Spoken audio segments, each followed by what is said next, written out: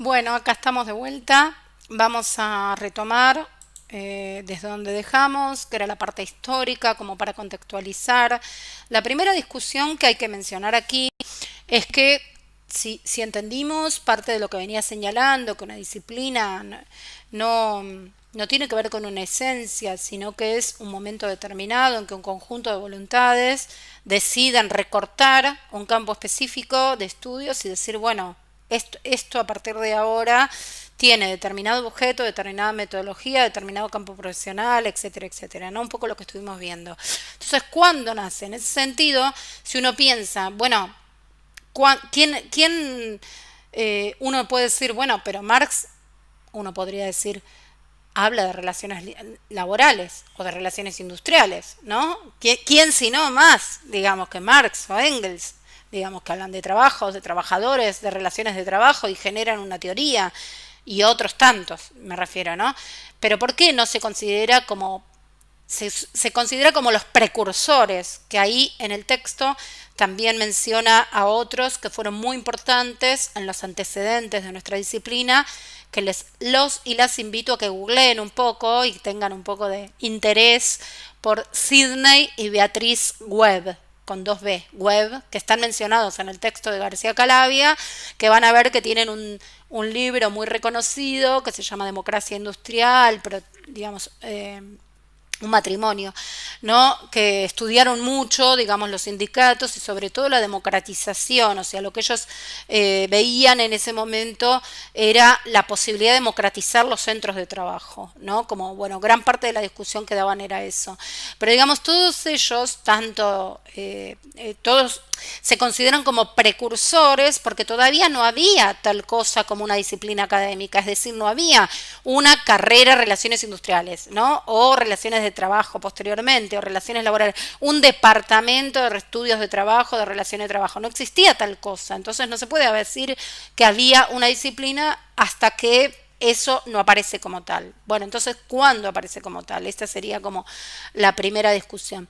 Entonces, dentro de esos enfoques, dentro de esos, o sea, ¿qué hay? Para decirlo rápidamente, un montón de gente que se ocupó de lo que podríamos llamar relaciones industriales, relaciones de trabajo, relaciones laborales, previamente al momento de constitución de un campo disciplinar, ¿no?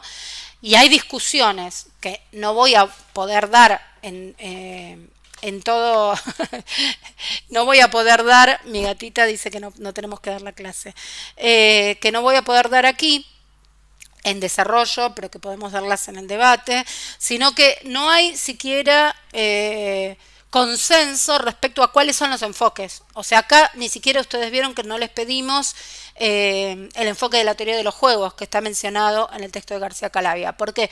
Porque preferimos que tengan estos cuatro grandes enfoques, el de las relaciones humanas, que en realidad es discutible que sea gran parte dentro del campo, pero es uno de los enfoques importantes, digamos, que influyeron mucho en la constitución de la disciplina e inclusive en su desarrollo posterior, pero esperen que no sé si me saca el micrófono y luego no me escuchan. Entonces, el de relaciones humanas, el sistémico de Dunlop, el institucionalista Flanders, para ubicarse, digamos, ¿no? Como referente, y el marxista de Hyman. ¿Qué es lo primero que tenemos que decir acá?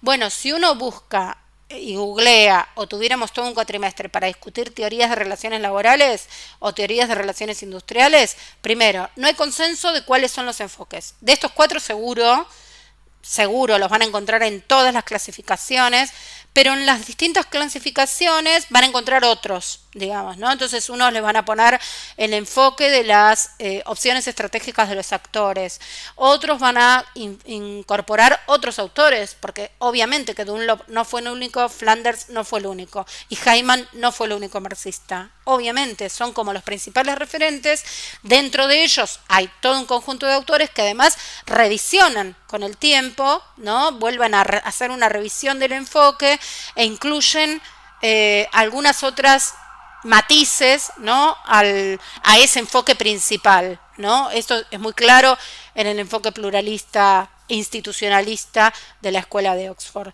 digamos, donde versiones posteriores han incluido otras cosas que el original no incluyó. Entonces, si vamos a hacer como una especie de lista de chequeo, checklist de todos los enfoques que aparecen en todos los manuales, no tiene ningún sentido porque necesitaríamos tener un seminario anual y ni siquiera sé si tendría algún sentido estudiarlos todos, sino lo que uno quiere desarrollar. Entonces, es importante que conozcan estas 4 visiones, porque son 4 visiones constitutivas de nuestro campo.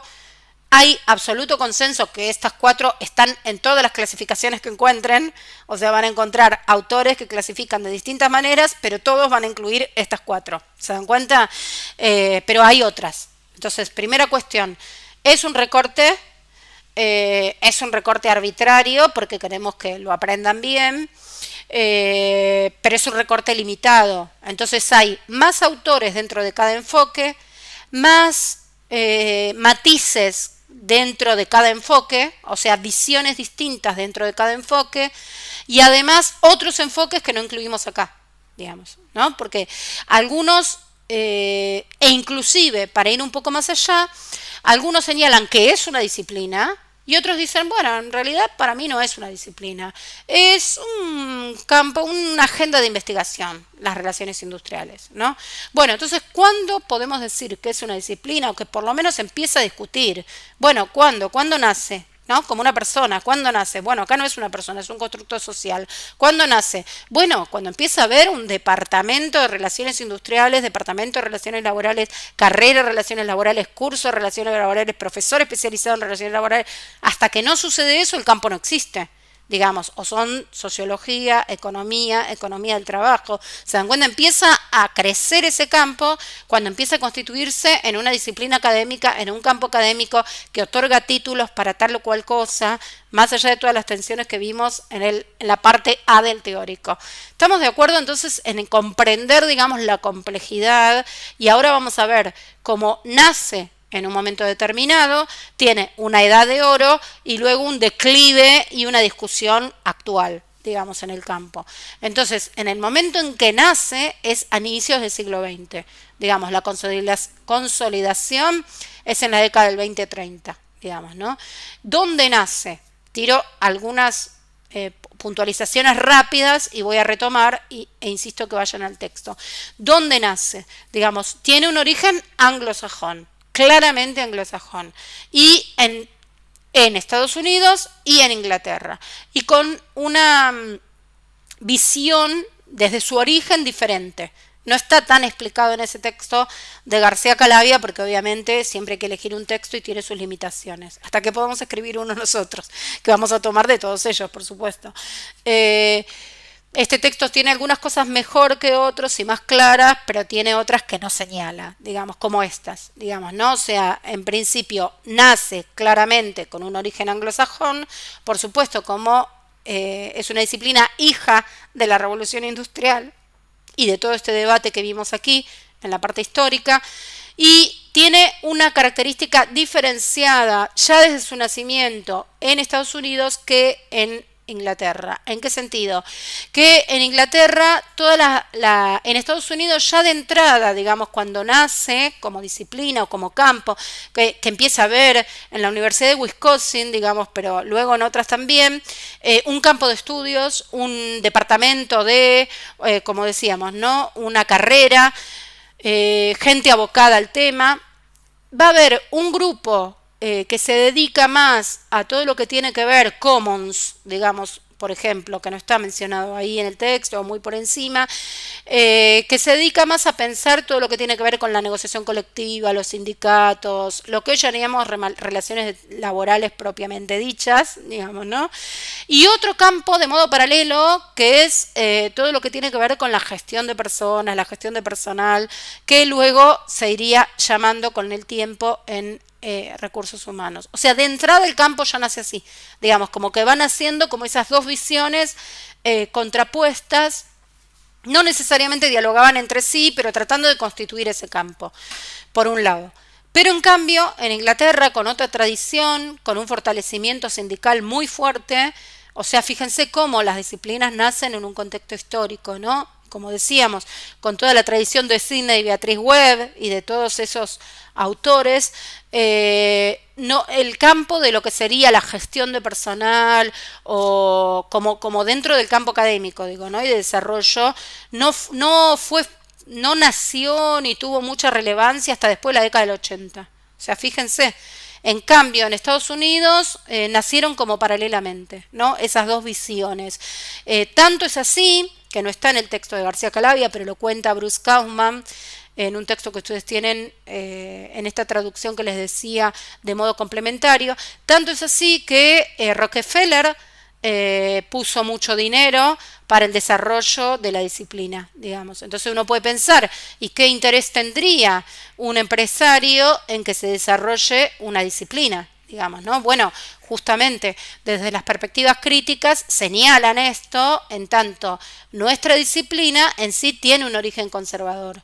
Digamos, ustedes fíjense que todos, el momento en que nace, ¿no? Que es inicios, digamos, de la década del 20, perdón, inicio del siglo XX, más o menos 1912, dicen algunos, y un poquito antes, fines del siglo XIX, aparece como término, ¿no? Como nombre.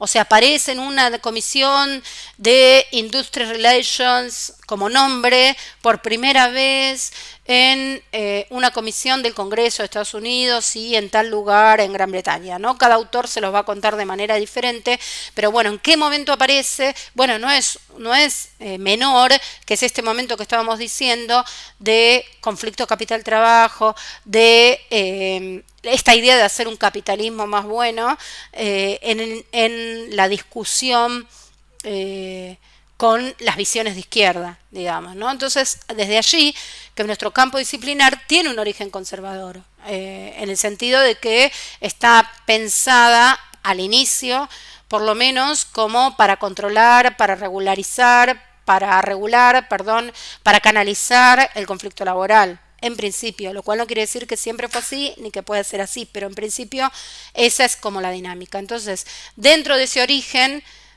donde empieza a haber carreras, profesores, departamentos, financiamientos, imagínense cómo crece. Bueno, una revista de relaciones industriales, una asociación de relaciones industriales, un congreso, ¿no? O sea, todo eso genera lo que decíamos al inicio, identidad, construcción de un campo, ¿no?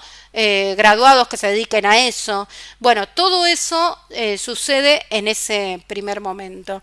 Ahora bien, como decíamos, hay una diferencia y aparte, acuérdense siempre, este origen eurocéntrico o americanocéntrico, como dice García Calavia, que no tiene en cuenta, y esto lo podemos discutir en las clases, muchas cuestiones que tienen que ver con la dinámica de las relaciones laborales latinoamericanas. Digamos, ¿no? Por eso la dificultad de constituir o de trasladar esas teorías a la dimensión latinoamericana, lo cual no quiere decir que no nos sirvan para pensar, pero ahí hay un problema, digamos, ¿no? Entonces, en ese marco, una de las que queríamos destacar dentro de estas primeras aproximaciones es la Escuela de las Relaciones Humanas, que seguramente ustedes vieron en Administración de Personal o en algunas de estas materias, y es importante sí comprenderla porque es una visión que permeó, digamos, toda la constitución del campo, en principio esa parte, digamos, de gestión, pero que ha tenido como un reverdecer en la década del 80, 90, depende qué país, y que continúa hasta la actualidad, digamos. Tanto es así que le llamamos recursos humanos a trabajadores y trabajadoras, digamos, ¿no? Que eso no fue así siempre. Eso es parte de una construcción social de un determinado momento. Entonces, ¿cuál era el objetivo? Pero búsquenlo en sus apuntes o hagan una googleada para recuperar cuál era el objetivo de la Escuela de Relaciones Humanas. Primero, es importante Elton Mayo, que es como el referente que siempre se considera, pero no es el único, pensé que lo había puesto aquí, digamos, no es el único, de hecho los experimentos de Hawthorne no los hace él llega después, ¿no? Pero sin ir a todo el desarrollo, ¿cuál era el objetivo? ¿Qué era lo que ¿A qué había ido Mayo? Digamos, a Mayo lo contrataron empresas. Digo esto porque en general en muchas materias, no sé cómo lo ven ahora, no quiero ir sobre ese punto, pero se muestra como a Taylor y a Ford como los preocupados por la productividad y como malos, feos y sucios, ¿no? Y a Elton Mayo y la Escuela de Relaciones Humanas, ¿no? Como una cosa humanista, digamos. Bueno, es más complejo que eso. O sea, en realidad, en ese momento, piensen que en Estados Unidos había un organismo estatal que se llamaba Comisión de la Fatiga. O sea, había un organismo estatal. O sea, había empleados estatales dedicados a la cuestión de la fatiga, porque la gente en pleno Fordismo, inicio del Fordismo, de la cadena de montaje, el Taylorismo, digamos, y todo el aumento de la productividad, digamos, la gente tenía una alta rotación y disminuía la productividad en última instancia. Entonces había un interés por reducir el conflicto laboral, por supuesto, y por incrementar la productividad. Entonces el objetivo no era crear unas relaciones más humanas, más allá que después eso haya sucedido o no, y es parte de la discusión. Pero quiero decir, el objetivo era reducir el conflicto e incrementar la productividad. ¿Qué hacen todas esta serie de experimentos, de los cuales el que siempre se menciona más, el de Hawthorne, pero no es el único? Hay muchos otros. ¿Qué es lo que hacen? Van a tratar de hacer una serie de... tienen una serie de hipótesis, como por ejemplo la luz aumenta la productividad, ¿no? Si hay más luz, eso hace que los trabajadores produzcan mejor. No sé, tienen una serie de hipótesis vinculadas a condiciones físicas de trabajo que iban a generar mayor o menor productividad. ¿Se dan cuenta? En la práctica, o sea, producto de todas esas investigaciones y entrevistas posteriores, ¿a qué conclusión llegan? Llegan a la conclusión que a los trabajadores no los mueve solamente la cuestión económica y la cuestión física, sino que hay una diversidad de intereses y motivaciones, ¿no? Que esto da origen a, si quieren pensarlo hoy, coaching, digamos, ¿no? O sea, toda la lógica motivacional y todo este tipo de discusiones están en la base de esta prehistoria de las discusiones actuales, ¿no? Entonces, descubren la importancia de los grupos informales, pero ¿en qué sentido? Que, bueno, hay grupos informales y que entender esa conformación de grupos informales sirve para aumentar la productividad. Insisto con esto, digamos, porque es un humanismo, si se quiere, pero pensado en aumentar la productividad de la empresa, digamos, ¿no? Entonces, la idea de comprender la dinámica de los grupos informales está pensada para decir, bueno, si hay como un mejor clima, como se diría hoy, ¿no? O si hay... si podemos generar, no sé, como hacen hoy, un día del meeting de, no sé, el día campestre, o estas cosas que se generan, fíjense cómo está basado en esta lógica, ¿no? Bueno, eso va a generar que los trabajadores estén mejor y entonces produzcan mejor. Entonces no solamente importa la cuestión económica, toda esta discusión que se dice hoy del salario emocional, etcétera. Entonces, fíjense cómo tiene antecedentes en esa época, digamos. No se consideran conflictos por intereses opuestos. Esto es clave. ¿Cómo vamos a pensar estos 4 enfoques en términos de conflicto y consenso, de orden y cambio, ¿no? De orden y cambio social, porque lo estamos pensando teóricamente, ¿no? En ese sentido. Entonces, esta escuela de relaciones humanas, el conflicto es totalmente disfuncional. Es algo que es externo y que no tiene que ver con la dinámica de las relaciones. No hay conflictos porque no hay intereses opuestos. Se desconocen los intereses opuestos y se desconocen actores colectivos, ¿no? No hay actores colectivos, como hay grupos, pero grupos no es intereses colectivos que defienden sus intereses, grupos que defienden sus intereses colectivos, ¿no? Que miran lo que sucede en la organización. Entonces, si hay un conflicto, ¿cómo se resuelve? Vía comunicación, liderazgo. O sea, el problema no es la relación capital-trabajo, para decirlo rápidamente, o la normativa laboral, ¿no? El problema tiene que ver con... El problema tiene una discusión que va en el ámbito de la empresa y no tiene ninguna resolución por fuera de ella, sino que tiene que ver con cuestiones como señalamos allí, comunicación, liderazgo, etcétera, ¿no? No cuestiones estructurales. Como acá señalo otro texto de García Calavia, pero cuando cuenta el comienzo, dice, en su búsqueda de paz social, empresarios y gobiernos promoverán junto a profesores universitarios institutos de formación superior en el Reino Unido y en Estados Unidos, en los que se desarrollarán actividades de investigación y de educación. ¿Se dan cuenta lo que decíamos?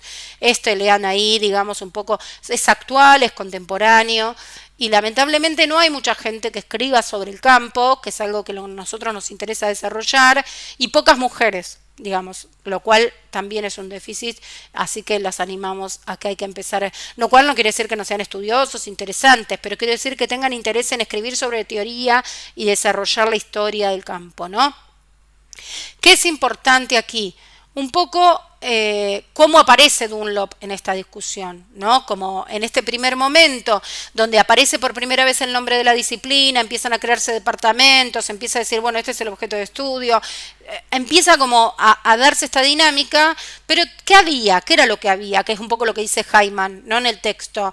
Y Dunlop lo dice aquí, en la introducción del libro que aquí les puse, era un campo fragmentado, había como estudios de caso, investigaciones descriptivas, pero no había nadie que se había sentado a pensar una teoría, ¿no? Entonces, decía Dunlop, los hechos han rebasado a las ideas. La teoría integrada ha quedado muy rezagada con respecto a la expansión de la experiencia. Los varios mundos de las relaciones industriales han estado cambiando con mayor rapidez que las ideas para interpretarlos, explicarlos y relacionarlos. Miren si no podríamos usar esa frase de Dunlop para pensar hoy con trabajo, tecnología y relaciones de trabajo. ¿Se dan cuenta? O sea, ¿qué son las relaciones de trabajo hoy? Bueno, yo podría usar esa frase de Dunlop para decir, compañeros y compañeras, pensemos un objeto de estudio, un campo profesional, unos graduados, ¿no? Como repensar cuál es la dinámica de las relaciones industriales en función de las relaciones laborales e industriales realmente existentes, ¿no? Esa es un poco la discusión. Bueno, Dunlop, lean ahí este que está aquí, que es como nuestro padre fundador, ¿no? Digamos, de la disciplina. Es el que hace que la disciplina adquiera un rango, que se la reconozca como tal, de alguna manera, aún para discutirla. O sea, fíjense que Hyman, en el libro que ustedes tienen, está en las antípodas de Dunlop, pero ahí es como que, bueno, dice, ahora tengo a alguien con quien discutir. Acá hay una teoría hecha y derecha, y yo pienso todo lo contrario, pero me voy a desmarcar, tengo a alguien con quien discutir porque hay una teoría. Antes de eso no la había, ¿no? Aquí hay alguna serie de referencias cuando falleció Dunlop, que también hace relativamente poco, digamos, en el 2003, y hay referencias, digamos, él había trabajado en el Ministerio de Trabajo de Estados Unidos, digamos, tenía relación con los sindicatos, fíjense que AFL-CIO es el presidente y dice, la principal autoridad sobre las cuestiones laborales y la economía estadounidense, lo admiraban por su intelecto y por su cortesía, etcétera, etcétera, ¿no?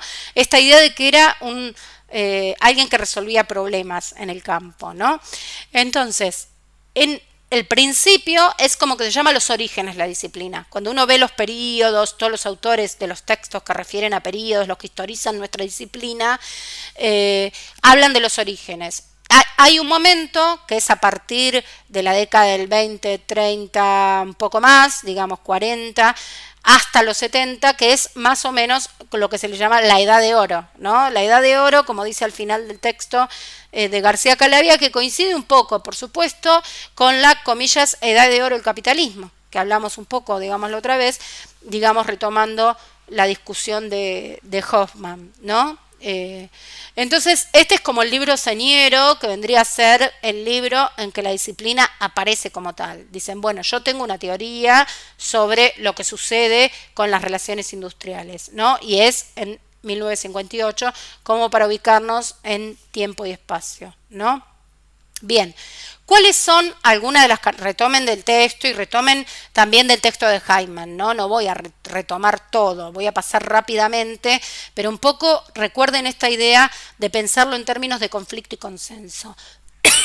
Entonces, el hito es el libro que dijimos, ¿no? Es afín al enfoque funcionalista en sociología de Talcott Parsons, ¿Cuál es este enfoque de funcionalista? Por supuesto que ahí hay muchas discusiones, porque es un enfoque que proviene, que tiene también, una vez más, una suerte de derivaciones, pero a nuestros fines, ¿qué es importante?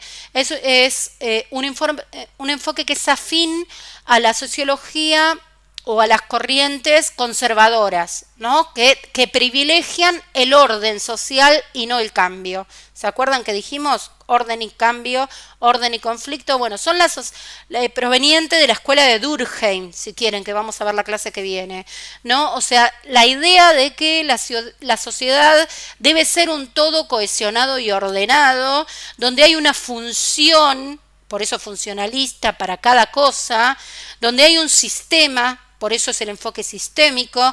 En realidad, Dunlop da la idea de una teoría porque no está pensando en la empresa a diferencia de los enfoques de relaciones humanas. Tiene una teoría para la sociedad.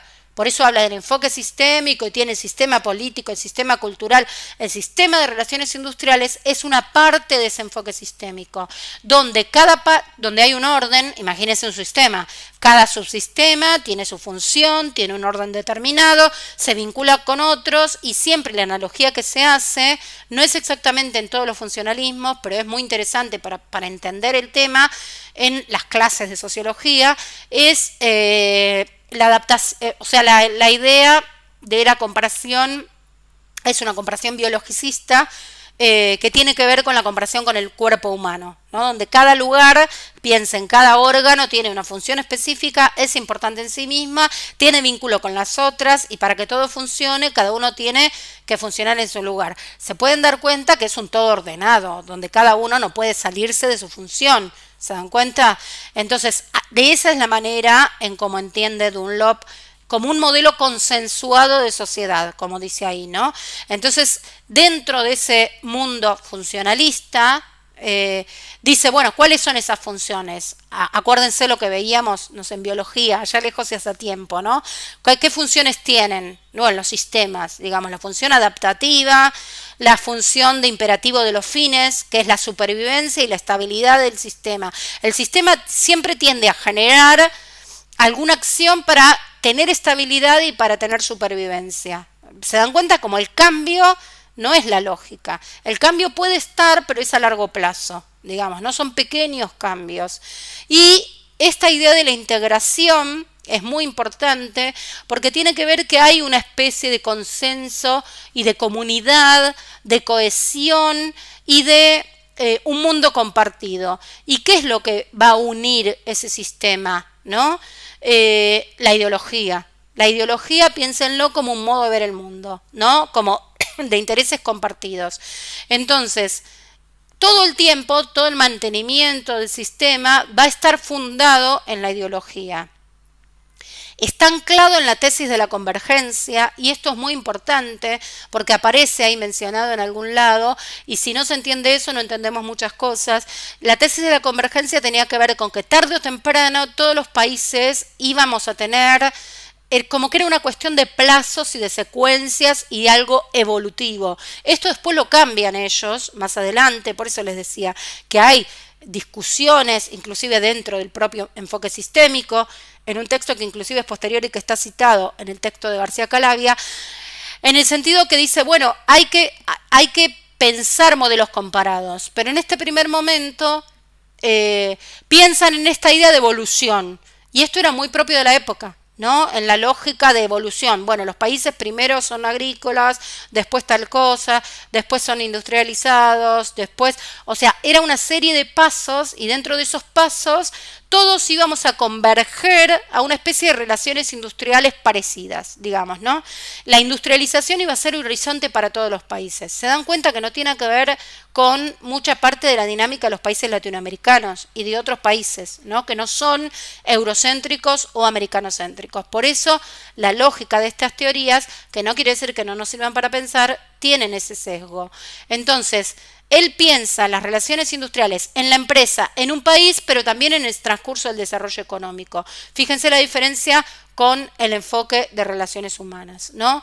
El objeto es proporcionar una teoría general de las relaciones industriales, no resolver un problema práctico para la empresa. O sea, es un enfoque diferente, ¿no?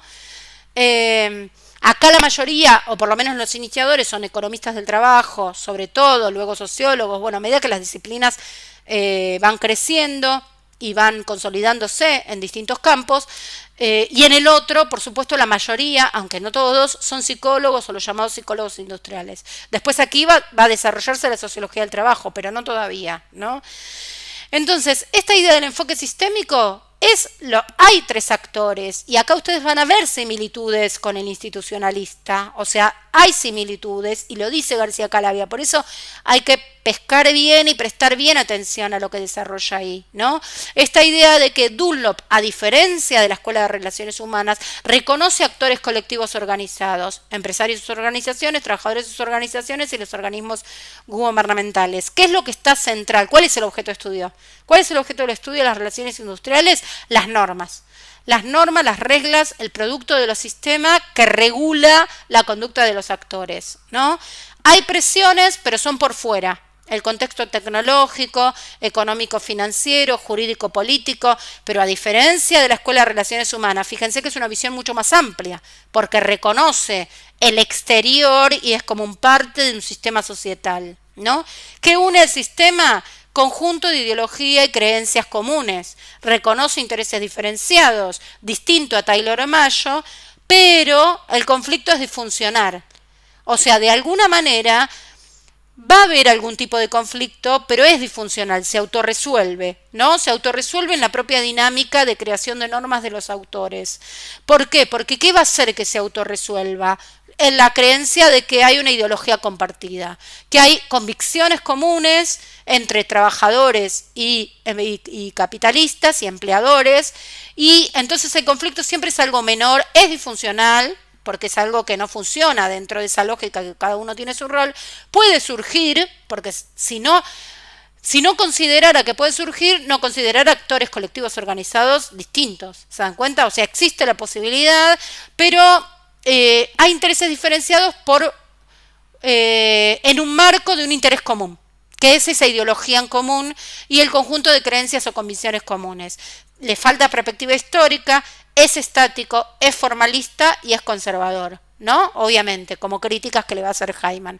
Acá fíjense que hay un gráfico extraído de un texto de Cedrola, el uruguayo que les mencionaba hoy. Fíjense con esta idea, ¿no? Que salen las normas, ¿no? Reglas o normas, y como es muy esquemático, ¿no? Esta es una idea como para tener bastante estereotipada, pero importante para entender.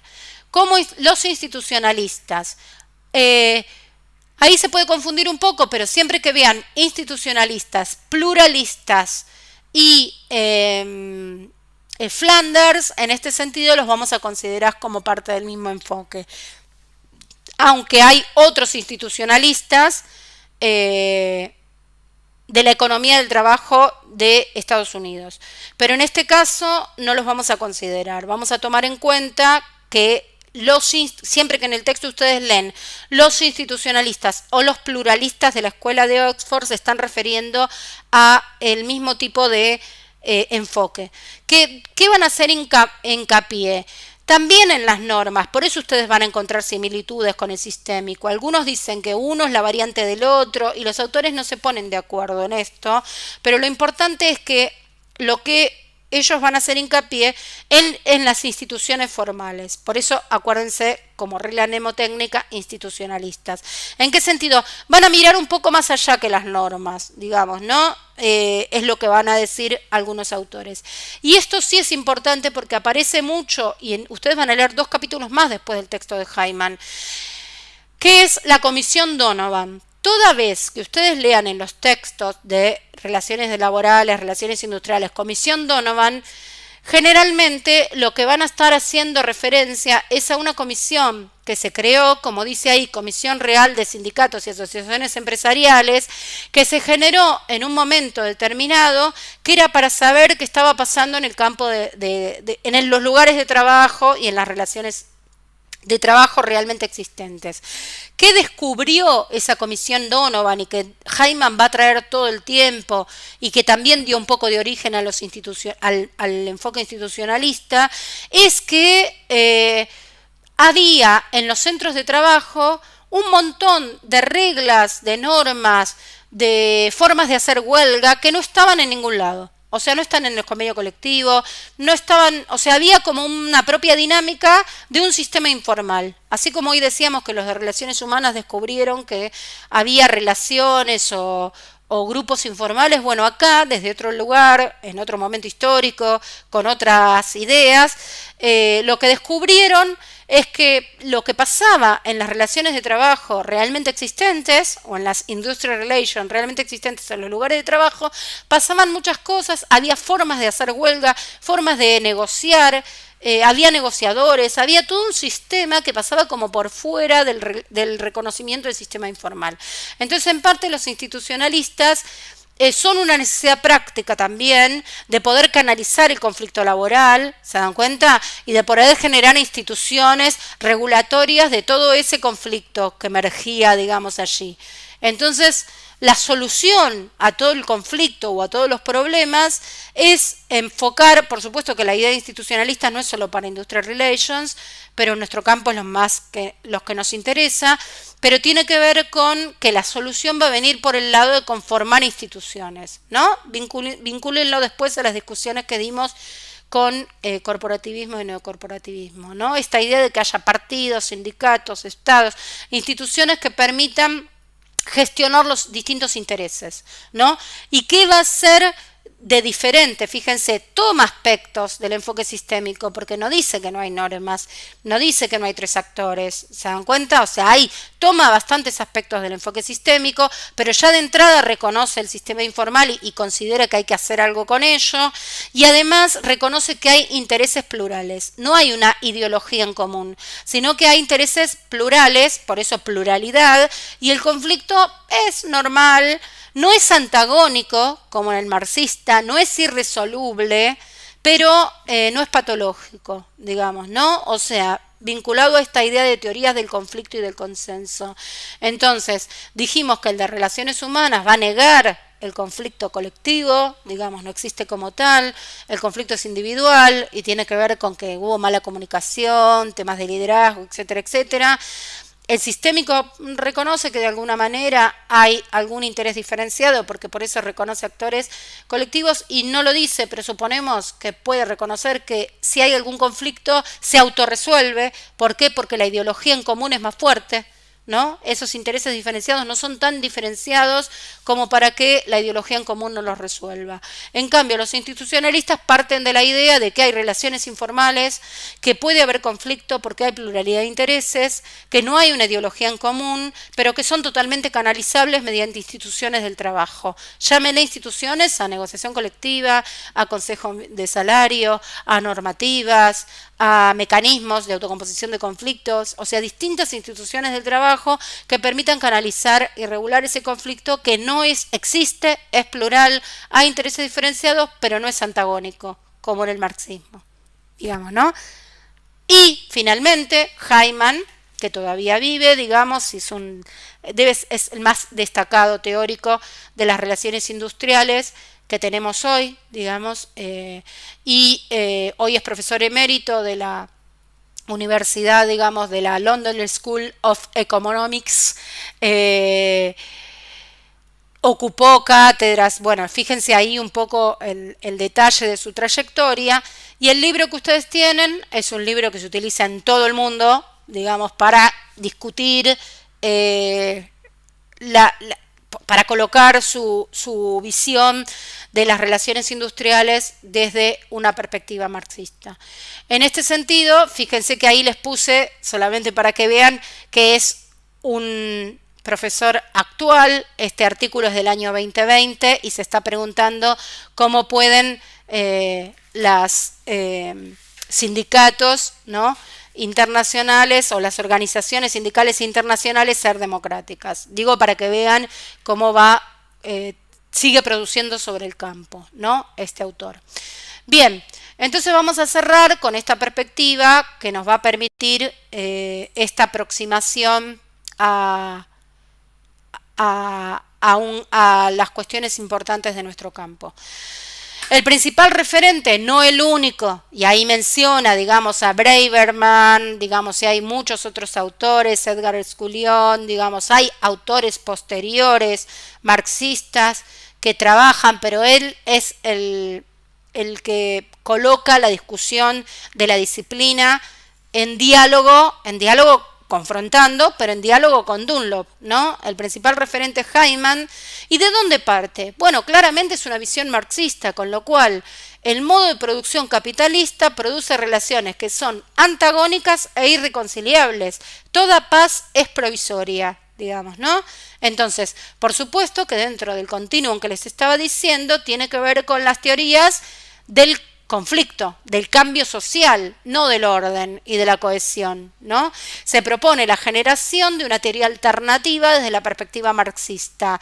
Y este texto es un texto accesible a los estudiantes porque está pensado para estudiantes como ustedes, a diferencia de García Calavia o de otros textos que son papers, o sea, textos en revistas académicas para discutir con otros académicos. En cambio, este texto Hyman lo hizo como un manual para los estudiantes de Industrial Relations de Inglaterra. ¿Qué tenemos que tener como prevención? Que es un texto escrito en el año 75. Para bien y para mal. Si no sirviera, no lo estaríamos dando. Si un enfoque teórico no puede ser potente, no tiene sentido darlo. Ahora bien, como él mismo advierte sobre el enfoque marxista, ¿no?, que él lo dice al inicio, bueno, Marx escribió hace tanto tiempo. Bueno, hay que repensar algunas de las ideas. En el mismo sentido, podríamos decir, bueno, Hyman escribió esto en el año 75, ¿no? Acuérdense, recién comenzaba la crisis del petróleo, con lo cual es antes de la impronta de los modelos neoliberales, antes de la desestructuración de los mercados de trabajo, antes de Thatcher. Entonces hay que pensar cuál es el mundo que estaba viendo Hyman en ese momento, que era el mundo de la década del 70, ¿no? Entonces es importante colocarlo en esos términos. Cuando piensa en Industrial Relations, está pensando en las relaciones de producción. Y lo que piensa en una fábrica, que lo piensa, porque ustedes van a leer otros capítulos donde habla de delegados, donde habla del Estado, donde habla de la negociación colectiva. No es que no tiene una teoría para pensar eso, pero dentro de un marco donde no puede pensar eso por fuera de las relaciones sociales de producción. Por otro lado, piensen que como todo marxista, la teoría no está separada de la praxis. O sea, no hay teoría sin práctica, ¿no? O sea, todos los que hacen teoría o militan o están pensando en algo de la práctica, y no hay práctica sin teoría, ¿no? ¿Por qué? Porque la teoría es un modo de entender, ver y planificar. Por eso da una discusión sobre el mero sentido común en línea con lo que nosotros les proponemos también aquí, ¿no? Entonces, fíjense, presten mucha atención a esto, ¿no? Que está en las primeras carillas. Es muy importante eso.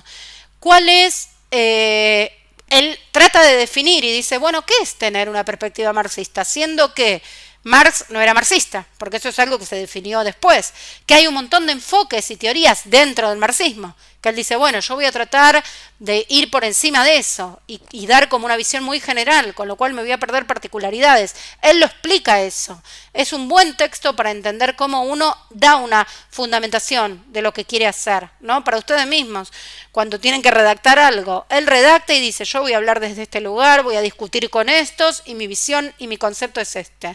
¿Se dan cuenta? Entonces, él va a señalar 4 puntos para decir, bueno, ¿desde dónde hablo teóricamente? Bueno, el enfoque marxista considera la totalidad. ¿Qué quiere decir la totalidad? Que yo no puedo entender algo separado. Todos los fenómenos sociales están interrelacionados y no caben análisis aislados. No puedo entender el conflicto del subte sin entender primero la dinámica de las relaciones de trabajo en América Latina. Dentro de la dinámica de las relaciones de trabajo en América Latina, lo que pasó en Argentina en la década del 90. Dentro de cuáles fueron las características de las privatizaciones que hicieron que tal cosa. Entonces no puedo analizar el conflicto del subte por el conflicto en sí mismo. ¿Se dan cuenta? O sea, su mirada es que todos los fenómenos sociales están interrelacionados y no se pueden entender en el contexto de su producción. Además, las relaciones sociales son dinámicas. Todo análisis que se precie de marxista van a ver que siempre tienen como una génesis, ¿no? Siempre van a ver que van a tratar de entender cómo empezó el conflicto. Le importa poco si hay un bloqueo en Mercado Libre y va a tratar de entender cómo empezó. ¿Cómo empieza ese conflicto? ¿Cuál es el origen de ese conflicto? ¿Cuál es su derrotero? ¿Cuáles son sus actores? Digamos, no va a tratar de entender esa dinámica. Hay una historia, ¿no? Y esta idea de que el cambio es lo normal, ¿no? Lo normal es el cambio. Y como dice en el punto siguiente, la contradicción. ¿A qué se refiere contradicción? Bueno, los intereses antagónicos. Está explicado en el texto, les pido que lo retomen. Que tiene que ver con el ABC del marxismo, pero digamos esta idea, hay intereses opuestos, unos tienen los medios de producción, otros no los tienen, con lo cual no existe tal comunidad de ideología, ni hay posibilidad de canalizar el conflicto mediante regulaciones, como dicen los institucionalistas. Perdón, sí hay posibilidad de canalizarlo, pero esa canalización es siempre provisoria. Hoy puede ser, y dentro de 2 horas puede romperse, porque una de las dos partes logró tener más fuerza. Porque lo que permea cualquier tipo de vínculo es el conflicto y no la estabilidad. ¿Se dan cuenta? Con lo cual, cualquier conflicto lo va a ver como parte de lo normal. Y práctica, que ya lo dijimos recién, no se puede disociar teoría de práctica. Y esto me parece importante, los hombres hacen su propia historia, no exactamente como les gustaría. ¿Qué quiere decir esto? Esto también tiene que ver con la discusión contra la visión vulgar del marxismo, ¿no? La visión vulgar del marxismo es esa idea de la visión estructural, en el sentido que, bueno, vos naciste, o sea, que las condiciones materiales, por eso se llama materialismo, importan, ¿no? Y es lo más importante, las condiciones materiales. Pero eso no quiere decir que no exista la posibilidad de cambio, ¿no? Por eso la idea de los hombres hacen su propia historia, no exactamente como les gustaría, no exactamente como les gustaría son las condiciones estructurales que me limitan. Nací trabajador, tengo que trabajar 20 horas por día, no puedo hacer todo lo que quisiera para cambiar, pero siempre mediante la lucha yo puedo generar cambio, digamos, ¿no? Esa es como la visión marxista en general. Bien, como les mencioné, ese texto es del año 75, él postula una necesidad de un abordaje teórico, critica al mismo tiempo que Dunlop, porque si uno va al texto de Dunlop, que el libro nosotros lo tenemos, el libro original, digamos, critica esta idea del empirismo, de la pragmática, de todos casos, ¿no? Y falta teoría. Entonces reconoce tanto a los sistémicos como a los institucionalistas el esfuerzo teórico, ¿no? ¿Qué les va a criticar? Y bueno, como se imaginan, que se ocupan más de controlar y contener el conflicto que comprender cómo se genera, ¿no? Entonces, no están mirando el origen. Y para él, ¿qué va a ser lo central? Y bueno, obviamente la propiedad privada, la estructura y la propiedad del control. Busquen en el texto. ¿Cuál es la definición de relación de trabajo? ¿Cuál es el objeto de estudio? ¿Las normas? No. ¿Las instituciones? No. Los procesos de control sobre las relaciones de trabajo. Ahí yo tengo que mirar si quiero entender las relaciones de trabajo. ¿Va a decir las normas? No, pues la norma puede ser un producto de una relación de fuerzas de un momento determinado. No me importan demasiado, me interesa ver cómo son los procesos de control que se dan ahí. ¿Se dan cuenta? Entonces, una crítica importante que va a hacer es sobre la cosificación a la que ahora me voy a referir. Y critica ahí a los institucionalistas, a todos, pero básicamente a los institucionalistas. Cuando dice los teóricos, academicistas, generalmente se refiere o a los sistémicos o a los institucionalistas. Ahora vamos a la cosificación. Y ahí señalé la cuestión del poder. Lleguen hasta el final del texto, porque ahí él hace mucho hincapié en esta idea del poder y después vamos a ver cuando refiere al poder sobre, poder para. Por ahora, pongamos que todo su análisis, el poder va a estar en el centro, ¿no? Cosificación, y con esto cerramos, digamos. Cosificación dice, fíjense, está en el texto, no digo nada que no esté en el texto. Este método de abordar con el nombre, ahí está medio, se ve que cuando copié mal. Ahora lo corrijo antes de subirlo. Este método de, cuando se menciona los sindicatos, esto es lo que venía ahí que no está expresado, ¿no? Denominamos los sindicatos y él dice, bueno, esto es algo que se menciona de modo mecánico y despersonalizado y esto se critica teóricamente con el nombre de cosificación, que es tratar entidades colectivas abstractas que son creaciones de la actividad humana como agentes activos de las relaciones sociales y en consecuencia devaluar el papel que desempeñan los actores humanos, ¿no? Entonces, acá pone un ejemplo, por eso puse ese ejemplo. Es muy común tropezar con afirmaciones como esta. El sindicato ha llegado a un acuerdo con empresarios. ¿Pero qué quiere decir esto? Un sindicato es, en muchos aspectos, una forma de organización muy peculiar.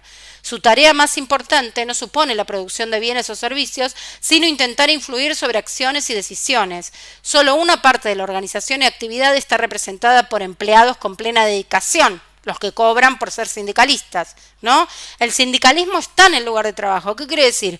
Hay base, hay delegados, hay tensiones, ¿no? Ahora lo voy a corregir porque no se entiende bien la frase. Entonces, ¿qué va a decir? Que si vos solamente mirás el sindicato, te estás perdiendo de vista qué es lo que está pasando en esa dinámica de las relaciones de trabajo. O sea, no estás mirando qué pasa con los actores realmente existentes, cuáles son las motivaciones, fíjense que ahí lo pone, hace mucho hincapié en las motivaciones de los trabajadores y las trabajadoras, ¿no? Y entonces, y además piensen que si vos tenés una mirada general o sistémica, para ponerlo a propósito, bueno, vos vas a entrevistar al dirigente sindical y vas a creer que eso es todo lo que sucede en el lugar, ¿no? Entonces lo que Hyman te va a decir es, bueno, ojo, digamos, con no ver que hay gente que tiene intereses, que genera dinámicas, que hay luchas y que tienen visiones sobre el mundo, ¿no? Y al final, como para cerrar estos 4 enfoques, digamos, claves, vean estos 2 cuadros que les puse aquí. Uno es de Cedrola Esprémola, ven cómo caracteriza la negociación y el conflicto, el enfoque teórico predominante en el momento y cuál es el paradigma que predomina. Y aquí, de otro texto de Zenén González y Luciana Giotto, ven que yo les decía que hay otros enfoques, por ejemplo, ven ahí les pone conductistas, ¿no? Walton y son otros, no son las únicas escuelas que hay. Lo puse un poco para que vean cómo las que nosotros mencionamos aparecen acá, pero hay otros también, ¿no? Y fíjense cómo lo han caracterizado en términos de conflicto y consenso. Bueno, dejo por aquí para no hacerlo tan extenso y lo seguimos discutiendo en las clases de esta semana.